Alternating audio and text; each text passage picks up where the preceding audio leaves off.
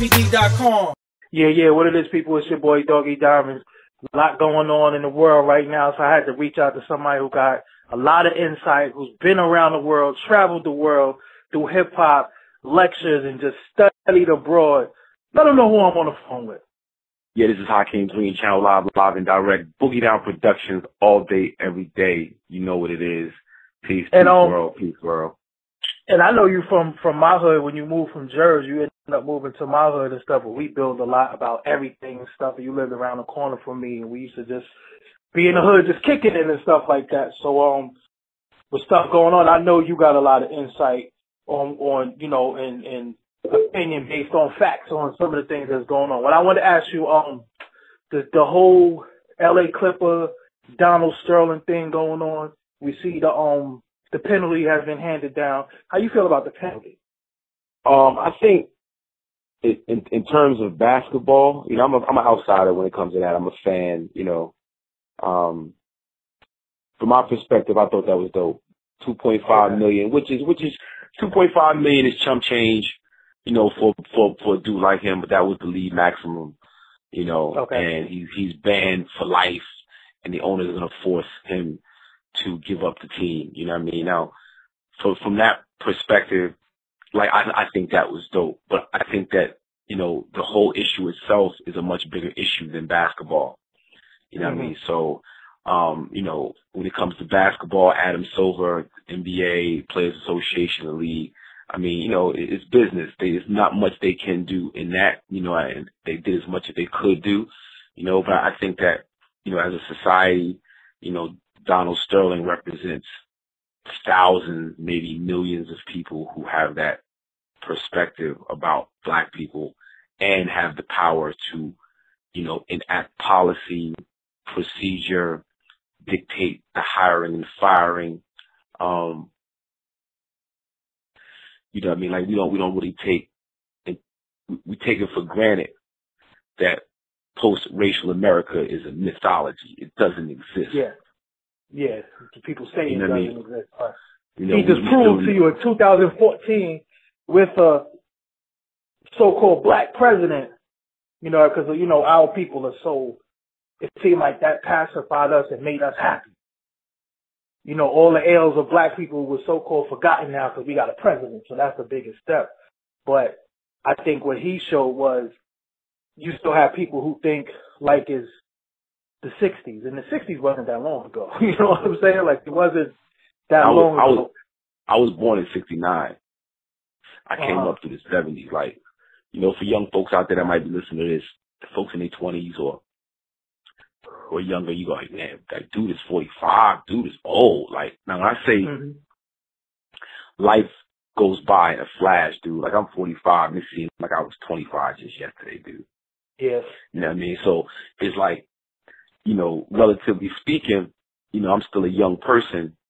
You know, I just have experience from a time period. So when certain things go down, I can reflect and remember how it was, you know, and it really not much has changed. The only thing that's changed in society really is technology and fashion. Let me ask you, let me take you somewhere else with it. I see a lot of people speaking out. Some, I believe, are just using it as a soundbite to just jump on the bandwagon and trend and go viral off it. Because in my opinion, let me know if you agree with me. People like Lil Wayne shouldn't speak because he said the line about Emmett Till, and he didn't even understand why that was wrong. Beating up. Now, like, I know Wayne. I haven't seen him in years, but I know Wayne, and I used to, like, he and I used to kick it like a lot. You know what I mean? And, you know, I told him he should name his album The Carter, and he named 4 of his albums The Carter. When he came out, when he came out and he said, when after Katrina, he made a song called Georgia Bush, or he's talking about George Bush in the song Georgia. He's going in on the whole Katrina situation. And I called him up and I was like, yo, dude, that's what I want to hear. That's what we need from you. And he was like, word King, watch, I'm going to give you more. Watch, I'm telling you, man, I'm not going to waste my talent. I'm going to use my talent. But since that last phone call, I haven't spoken to Wayne, and he has yet to step up as an artist to creatively say much about our condition. In fact, he's put out music to really, further the negative stereotypes, I hope that this situation is a wake up call to a lot of the brothers out there and sisters out there in power. I shouldn't say power, who have influence, right? That they would use their art and their creativity for something a little bit better. You know what I mean? Like, this should be a wake up call to everybody that we are seen as just niggas in the negative sense of the word. You know what I mean? And when we put out the love in the hip hops, all these different trap music, real music, basketball, wives, and we do, not to say we can't have fun, we can't let our hair down, enjoy ourselves, but the whole world is watching us, dude. The whole world is taking notes from us. And we could lead the whole world in a whole nother direction if we would just wake up and realize who we are, what the power we have. Now, the beauty about this whole NBA situation is that, we see some sort of unity, as superficial as it is, no doubt. There's some sort of unity when we stand on that principle more than just one day and over one little issue. Do you think it's a lot of people out there that's probably saying or are saying, okay, black people, shut up, let the NBA handle it, you mind your business, don't say nothing? Do you get that sentiment? Yeah, I mean, definitely it's people out there like that. I mean, this country, its roots in the mainstream America, what it looks like and how it thinks. You know what I mean? I'm not saying that all white people think alike, because they don't. There's a lot of good white folks out there, people who care about our cause and fight for our cause a lot of times harder than we fight for our cause. But the mainstream America, there's this idea of white skin privilege, that's so ingrained in them that they don't even see it a lot of times. It's like, it's just a part of their natural way of doing things, So for them, it's like, oh, why are we dealing with this? Come on, let this guy, this is no big deal. This is just, why y'all making a big issue out of this? And it's like they don't have to deal with racism from a systemic, structural sense every single day. It's one thing somebody call you a name, somebody call you out your name, or somebody's prejudiced or bigoted. Everybody's prejudiced. Everybody prejudges something in their life, right? That's what prejudice is. Racism, you're talking about a system that's built to keep people regimented based on race. That's something way beyond the fold of black people. We don't have the power to strategically, systematically keep groups of people from participating in the system. Donald Sterling and the people he represents, his level of, they have the power and the authority, the mechanisms to keep black people out of power. And that's something that's bigger than a basketball team. Yeah, and I'm not going to keep you too long, but I do want to touch on one thing that has really nothing to do with race, because we could talk about that till we blue in the face, and I don't think a lot of people will get it. One day I think they will get it, but I think they have to be of a certain age to understand and a certain experience to understand. And niggas need to read more, bottom line. You know what I'm saying? And study more. Chicago, Detroit, Philly, Newark, East New York, Brownsville. What the hell is going on with our kids and our people? Because they killing each other. It's bad. And in Chicago alone, it's a war zone. What's going on? What can we do? You, me, my website. What can we do to help? Two-part question. What's going on? Why is this going on? And what could we do to help? Three-part question. Yeah, three-part question. No, I think what's going on is the result of years and years. Like, we're talking about systems, right? And it's not even a conspiracy. It's not past conspiracy point. We're talking about a design, right? The system is designed to function in a certain way, right? See, I don't want to get too deep, because like, if you want me to answer honest, like give you an honest answer, I kind of got to go there. So just, bear with me. But no, I want you to, you know what I'm saying? Because the only reason why I called you, first of all, we know each other, but I called you because this is a topic that's not getting addressed by the people in power, as you said. Right. People use things for a soundbite, and they use things for fake foundations and money making schemes. But who is going on the front line saying y'all need to cut this shit out? Because I will say this: I'm not going to call any rapper out. But if you tell a child, you ain't shit if you don't have these Jordans in a rap, and he's 11 years old, how is he supposed to get a pair of Jordans? If his mom and pop can't afford them, he's going to beg, borrow, and steal to get them because you influenced him to get something. Right. Now people say rap shit. Go ahead. I would say, what if in your mind you think that the only way you can eat is to rap about Jordans? That's true too. So it's a design, like with products. It's a system. It's a machine, right? The machine is producing thoughts and human beings and characteristics and personalities and culture. When you say culture, when you culture something, you form it, you shape it, you mold it, right? Depending on the structure you give a thing will determine the shape that it takes, right? So when we look at the shape that this country is in, it's because it's been molded that way through media, through biological warfare, through disenfranchising community of resources, human resource. People, we are a resource. We all represent money. We all have a value, right? When you're locking people up, you're taking the value away, the money, the soul from. See, it gets real deep. But that has. Yeah, we're gonna sit down and really give them that. Also, but I just wanted you to give them the effects of slavery. The effects of slavery have a lot to do with it. You know, like. But what about the people who's gonna say that was a long time ago? That was yesterday. Yeah, and you have two things. You have people who say that was a long time ago. Stop talking about that. And then you have white people who say, "Well, I didn't do that to you." Yeah, but it's one. This whole system was built off slavery, right? So between taking Native American land, and slave labor, this nation was built. So these huge financial institutions, the Barclays, they did it. Someone just sued.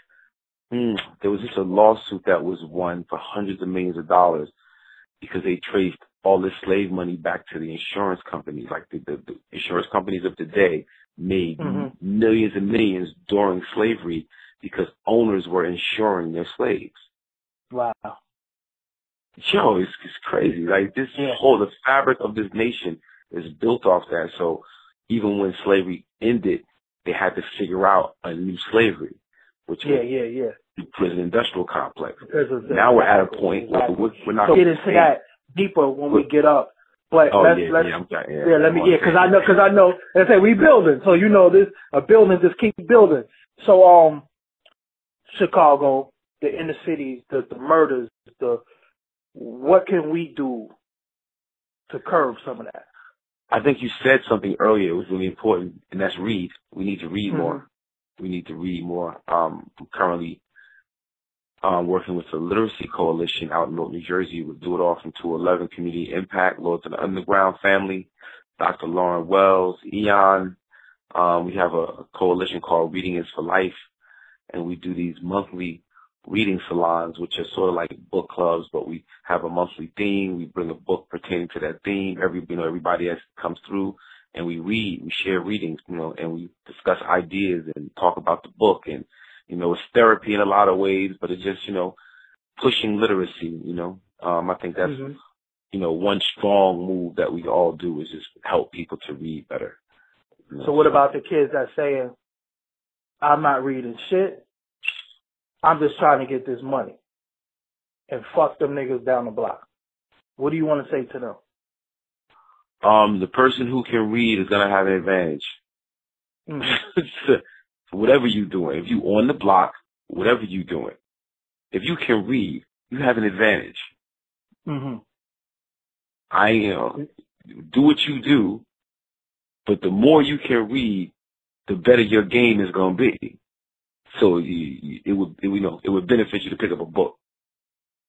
3 essential books that they need to read. Give me 2. 3 might be too much for them.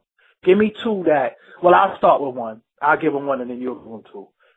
The Biography All of right, go Malcolm ahead. X by every black male should read that. What's that?